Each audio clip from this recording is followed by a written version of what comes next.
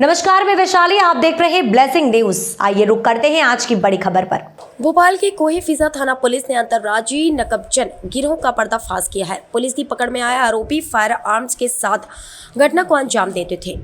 आरोपियों के कब्जे से 15 वारदातों का 54 लाख रुपए कीमत मशरूका जब्त किया गया है, जिसमें 34 लाख रुपए के सोने चांदी की जेवरात चोरी किए रुपए से खरीदा गया।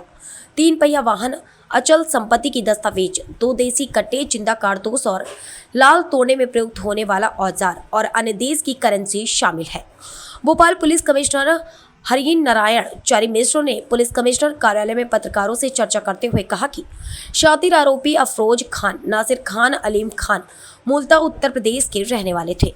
लंबे समय से यह भोपाल के ग्रामीण इलाकों में रह रहे थे और इन्होंने चोरी के रुपयों से ही भोपाल जिले में मकान, जमीन और वाहन की खरीदारी की थी।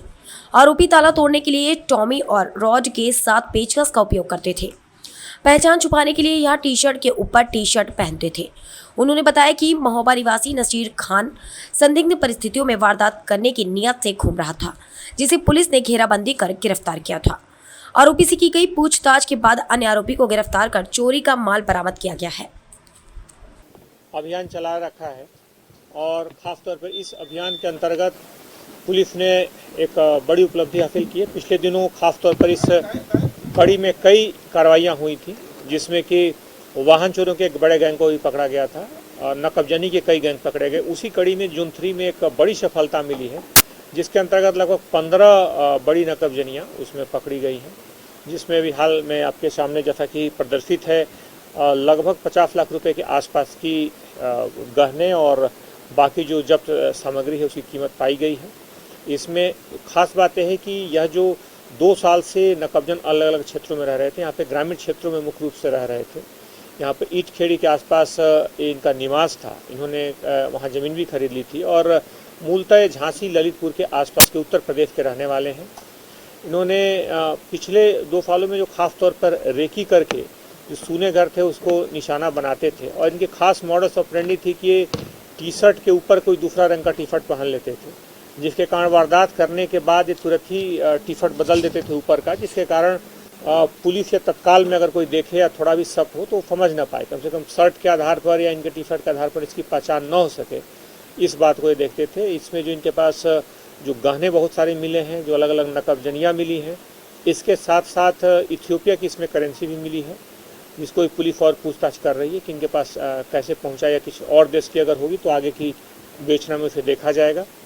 इनमें 2 आरोपी पकड़े गए हैं, बाकी 2 लोगों के और नाम आए हैं जो उत्तर प्रदेश के ही अलग अलग जगह के रहने वाले हैं और इनसे कनेक्टेड हैं।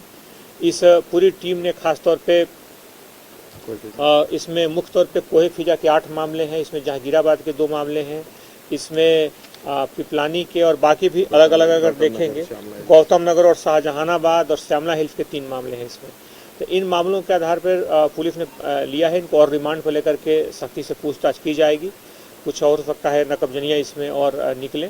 इस पूरी टीम को 30,000 रुपये के पुरस्कार से पुरस्कृत भी किया गया है। ख़ासतौर पे ये पूरा जो DCP जोन 3 के नेतृत्व में जो पूरी कार्रवाई हुई, इसमें एडिशनल DCP शालिनी, ACP निहित उपाध्याय और जिन जवानों ने खास तौर पे काम किया उनका मैं उल्लेख करना चाहूँगा। इसमें अब तक के लिए खबर में बस इतना ही। फिर होगी आपसे मुलाकात ऐसी एक और बड़ी खबर के साथ। तब तक के लिए नमस्कार। देखते रहिए ब्लेसिंग न्यूज, देश की आवाज। ऐसे ही लेटेस्ट अपडेट्स के लिए हमारे चैनल को सब्सक्राइब करें और तुरंत नोटिफिकेशन पाने के लिए बेल आइकन प्रेस करना ना भूलें। यदि आप हमें फेसबुक के माध्यम से देख रहे हैं तो हमारे पेज को फॉलो जरूर करें। धन्यवाद।